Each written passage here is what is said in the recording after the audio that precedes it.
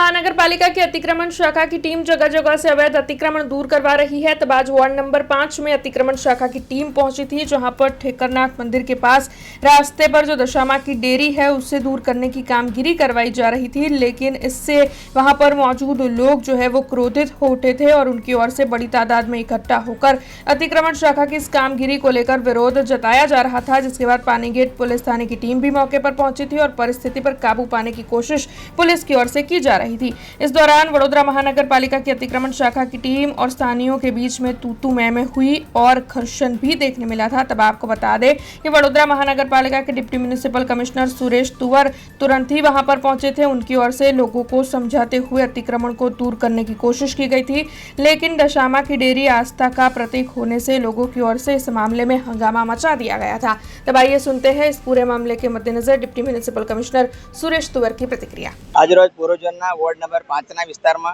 ઠેકાના સ્મશાનની બહાર એક નવું મંદિર બની રહ્યું હતું હોવાનું ધ્યાન પર આવતા તાત્કાલિક દબાણ શાખાની ટીમ પોલીસ બંદોબસ્ત સાથે રાખીને તાત્કાલિક દબાણ શાખાની ટીમ મારફતે દબાણ દૂર કરવામાં આવ્યું છે। ઉપરાંત એ લોકોની રજૂઆત એવી હતી કે સાહેબ તમે અમારું મંદિર તોડી રહ્યા છો, બાજુ બીજું ડિવાઈડર બને છે તો એનાથી પણ વધારે છે તો કેમ નથી તોડતા? તો એ પણ તરત ધ્યાન પર આવતા એ ડિવાઈડર પર નવું મંદિર બની રહ્યું છે, એને પણ અમે તાત્કાલિક દૂર કર્યું છે। અને સ્થાનિક રજૂઆતોની લોકોની એવી રજૂઆત છે કે ત્યાં પહેલાં નાની ડેરી હતી એવી રજૂઆત છે। નામદાર સુપ્રીમ કોર્ટની ગાઈડલાઈન છે 2009ની અંદર સર્વે કરવામાં આવેલો, ત્યારબાદ કોઈ નવા મંદિર બનાવવા નથી તો એમાં ફેરફાર કરવાનો નથી। એ દરમિયાન જે તે વોર્ડનો સર્વે કરવામાં આવેલો છે, એની પાછળ રેકોર્ડ છે। એ ઉપરાંત ત્યાર પછી 2009 પછી કોઈ પણ મંદિર બનવા દેવાના નથી, કોઈ પણ ફેરફાર કરવાનો નથી। તેમ છતાં કોઈ પણ નવું મંદિર બનતું હોય કે ફેરફાર થતો હોય તો કોર્પોરેશન આવા દબાણો દૂર કરતી હોય છે, તેના ભાગરૂપે આ દબાણો દૂર કરવામાં આવેલા છે। ચોક્કસથી આ ધાર્મિક દબાણ હોવાનું રોડ પર ડિવાઈડર પર નવું મંદિર બન્યું તે દૂર કરવામાં આવ્યું છે। અને કાઉન્સિલરના જે પણ સૂચનો છે તે પણ હવે પછી દૂર કરવામાં આવશે। ચોક્કસથી કેટલાક દબાણો દૂર કર્યા છે અને એમની રજૂઆત એવી છે કે આજવા રોડ પર એકતાનગરની અંદર કેટલાક દબાણો છે તે પણ એમની રજૂઆત છે તો અમારા વોર્ડ વિસ્તારમાં આવતું તે દૂર કરવામાં આવશે। પાકા બાંધકામ ટાઉન ડેવલપમેન્ટ ઓફિસર દ્વારા દૂર કરવામાં આવશે। આજરોજ રોડ પર નવીન ડેરીનું નિર્માણ થઈ રહ્યું હતું, ત્યાં અમારા કાર્યકર્તા નરેશભાઈ સંતોષભાઈનો ફોન આવ્યો।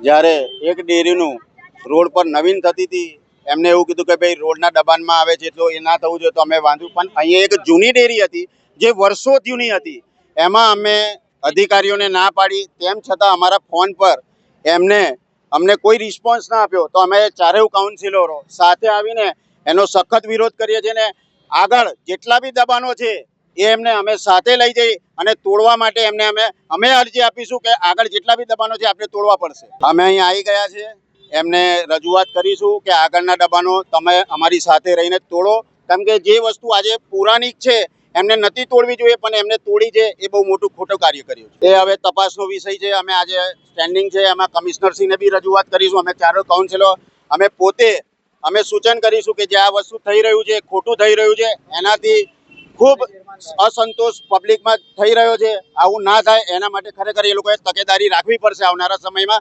અને જ્યારે પણ વોર્ડ 5માં દબાણો તોડવા આવે ત્યારે કાઉન્સિલરોને એમને સંપર્ક કરવો પડશે।